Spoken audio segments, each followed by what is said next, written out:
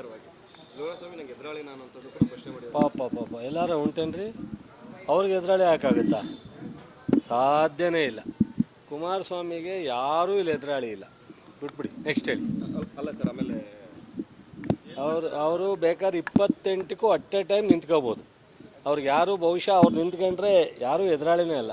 ನಾವು ಯಾವತ್ತೂ ಅವ್ರಿಗೆ ಎದುರಾಳಿ ಅಂತ ಹೇಳಿಲ್ಲ. ನನಗೆ ನನ್ನ ಜಿಲ್ಲೆ, ನನ್ನ ಜನ, ನನ್ನ ರಾಜ್ಯ, ನನ್ನ ಜನ ಅಷ್ಟೇ ಮುಖ್ಯನೇ ವಿನ ಅವ್ರು ಎದುರಾಳಿ ಕಿಟ್ಕೊಂಡು ನನಗೇನಾಗಬೇಕು? ನನಗೆ ಅವಶ್ಯಕತೆ ಇದೆಯಾ? ನನಗೆ ಅವಶ್ಯಕತೆ ಇಲ್ಲ. ಕುಮಾರಸ್ವಾಮಿ ಎದುರಾಳಿ, ಕುಮಾರಸ್ವಾಮಿಗೆ ತೊಡೆ ತಟ್ಟೋದು ನನಗೇನು ಅವಶ್ಯಕತೆ ಇಲ್ಲ. ಅವ್ರಿಗಿದೆ ಬೇರೆಯವ್ರ ಬಗ್ಗೆ ತೊಡೆ ತಟ್ಟೋ ಇದು ನನಗೇನು ಆ ಥರದ ಅವಶ್ಯಕತೆ ಇಲ್ಲ.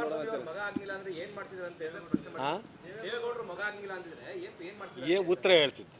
ನಾವು ಒಂದು ಸಂಸ್ಕಾರ ಇದೆ ನಮ್ಮ ಜಿಲ್ಲೆ, ನಮಗೆ ದೇವೇಗೌಡರು ಮಗ ಅನ್ನೋದಕ್ಕೆ ಒಂದು ಗೌರವ ಇರುತ್ತೆ ಅಂತ ಹೇಳ್ತಿದ್ವಿ. ಅವರು ದೇವೇಗೌಡರು ಮಗ ಅಲ್ಲದಲೇ ಇದ್ದರೆ ಇನ್ನೂ ಚೆನ್ನಾಗಿ ಹೇಳ್ತಿದ್ದೆ ಎಂದೆ ಅಷ್ಟೆ. ಇನ್ನೇನು ಮಾಡೋಕ್ಕಾಗ್ತದೆ? ಈಗ ನಾನು ಅವರಂಗೆ ಅವರು ಯಾರ್ಯಾರಿಗೋ ಲಘುವಾಗಿ ಸಿಂಗ್ಯುಲರಾಗೆಲ್ಲ ಮಾತಾಡೋರೆ, ನಾನು ಹಂಗೆ ಮಾತಾಡೋಕ್ಕಾಗದ? ಇಡೀ ಅನೇಕ ಪತ್ರಿಕೆ ಹೇಳಿಕೆಗಳನ್ನ ನಾನು ನೋಡಿದ್ದೀನಿ. ಲಘುವಾಗಿ ಎಲ್ರಿಗೂ ಅವನೇ ಯಾರು, ಇವನೇ ಯಾರು, ಅವ್ನು ನೋಡ್ಕೊತೀನಿ, ಇವ್ನು ನೋಡ್ಕೊತೀನಿ ಅಂತ ಮಾತಾಡ್ತಾರೆ. ಅದು ಮಾತಾಡಲ್ಲ ನಾನು?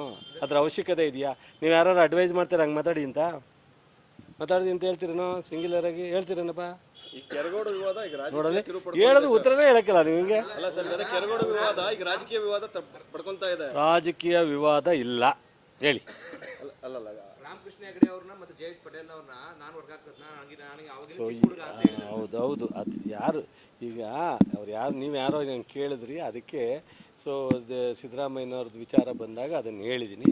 ಸೊ ಅದು ಬಿಡಿ, ಹೇಳಿ. ಅವ್ರು ಮಾತಾಡ್ಕೊಳ್ಳಿ. ಈಗ ಅವ್ರಿಗೇನಾಗಿದೆ, ಅವ್ರ ಮುಂದೆ ಇರ್ತಕ್ಕಂಥ ಇಶ್ಯೂ ಬಿಟ್ಬಿಟ್ಟು ಮಂಡ್ಯ ಎಲ್ಲೋ ಒಂದು ಕಡೆ ಅವರಿಗೆ, ಈಗ ನಾವು ಸೋತಾಗ 7-7 ಸೋತಾಗ ನಾವೆಲ್ಲ ಹಿಂಗೇನಾರ ಮಾತಾಡಿದ್ವಾ?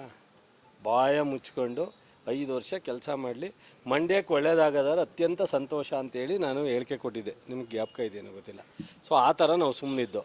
ಈಗ ಅವ್ರು 7-6 ಸೋತಾಗ ಅವರು ಸಹ ಕಾಂಗ್ರೆಸ್ ಗೌರ್ಮೆಂಟ್ ಬಂದಿದೆ, 6 ಜನ ಗೆದ್ದವ್ರೆ, ಮಂಡ್ಯ ಜಿಲ್ಲೆಗೆ ಏನಾರು ಒಳ್ಳೇದು ಮಾಡಲಿ, ನನಗೂ ಮಂಡ್ಯ ಜಿಲ್ಲೆ ಆಶೀರ್ವಾದ ಮಾಡೋರಿ ಅಂತ ಹೇಳ್ಬೇಕಾಯ್ತು ಸೌಜನ್ಯ ಇರೋರು.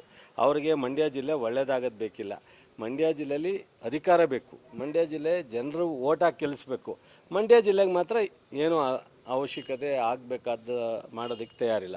ಅದಕ್ಕೋಸ್ಕರ ನಾವು ಇವತ್ತು ಮಂಡ್ಯ ಜಿಲ್ಲೆ ಅಭಿವೃದ್ಧಿಗೆ, ಮಂಡ್ಯ ಜಿಲ್ಲೆ ಸಮಸ್ಯೆ ಪರವಾಗಿ ನಾವು ನಿಂತಿರ್ತೀವಿ. ಈ ಯಾವ ಇಶ್ಯೂ ಎಷ್ಟರ ಮಟ್ಟಿಗೆ ತೊಗೋಬೇಕು ತೊಗೋಬೇಡ ಅನ್ನೋದನ್ನು ನಮಗೂ ಕಾಮನ್ ಸೆನ್ಸ್ ಇದೆ. ಸೊ ಇವರು ಯಾವ ರೀತಿ ಈ ರಾಜ್ಯದಲ್ಲಿ ಅಧಿಕಾರವನ್ನು ತಗೊಂಡ್ರು, ಇವರು ಬಂದ ಮೇಲೆ ಏನೆಲ್ಲ ಪಕ್ಷದ ಆಂತರಿಕವಾಗಿ ಬದಲಾವಣೆ ಆಗಿದೆ ಅದನ್ನ ನಾನೇನು ವೈಯಕ್ತಿಕವಾಗಿ ಚರ್ಚೆ ಮಾಡಲ್ಲ. ಜನತಾದಳದಿಂದ ಪಕ್ಷದಿಂದ ದೂರ ಹೋದವ್ರು ಯಾರ್ಯಾರು ಅನ್ನೋದು ಕೇಳಿದೆ. ಎಲ್ಲನೂ ಇವರೇ ಮಾಡಿದ ನಿರ್ಧಾರ ನಾನೇ ಕೇಳಿ.